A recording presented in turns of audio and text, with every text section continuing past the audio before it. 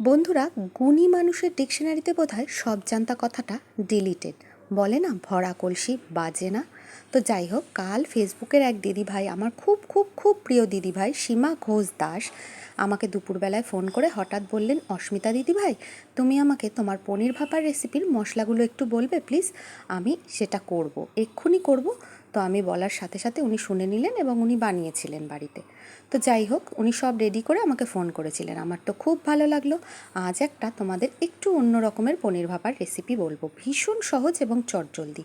সীমা দিদিভাই, তুমিও দেখো, তোমার জন্য সবার জন্য। জাস্ট 15 মিনিটে রান্নাটা কমপ্লিট হয়ে যাবে ইনগ্রিডিয়েন্টস ঘরে থাকলে। পনিরগুলোকে চৌকো করে কেটে সাদা তেল বা সর্ষের তেল, যেটা ইচ্ছা তোমরা হালকা করে ভেজে নেবে, হালকা করে ভেজো কিন্তু। তারপর একটা মশলা এর মধ্যে দিয়ে জাস্ট 5 থেকে 7 মিনিট রান্না করে নিলেই রেডি। মশলাটায় কী ছিল সেটা আমি স্ক্রিনে লিখে দিয়েছি, তোমাদের বলেও দিচ্ছি। কাজু বাদাম, চিনে বাদাম, সামান্য একটু পোস্ত এবং সামান্য একটু চারমগজ, তার সাথে ছিল আদা আর কাঁচা লঙ্কা বাটা।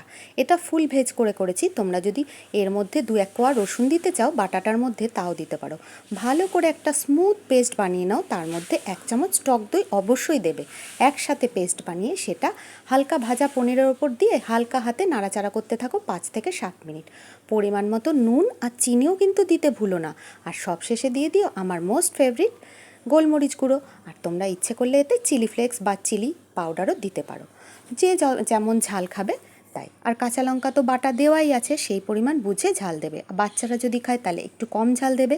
তারপর মিক্সির বাটি ধোয়া জলটা দিয়ে আরও 5 মিনিট রান্না করে নিলেই রেডি। এই দেখো, এটা অন্য এক ধরনের পনির ভাপা বলতে পারো, পনিরের কারিও বলতে পারো। সব শেষে একটু বাটার আর একটু কাসুরি মেথি দিয়ে নামিয়ে নাও। দারুণ স্বাদের পনির এটা কিন্তু।